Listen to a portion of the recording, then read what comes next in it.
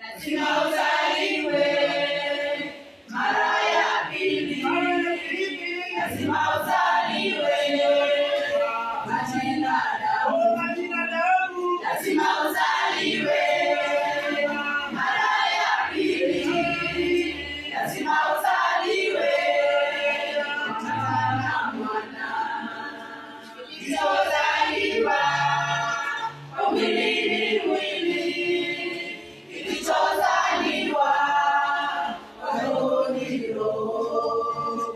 Amini amini, msipozaliwa mara ya pili hamwezi kuona ufalme wa Mungu. Msipozaliwa mara ya pili hamwezi kuingia ufalme wa Mungu.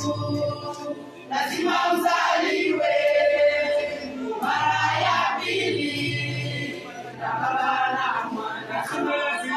Lazima uzaliwe mara ya pili, lazima uzaliwe kwa majina, lazima uzaliwe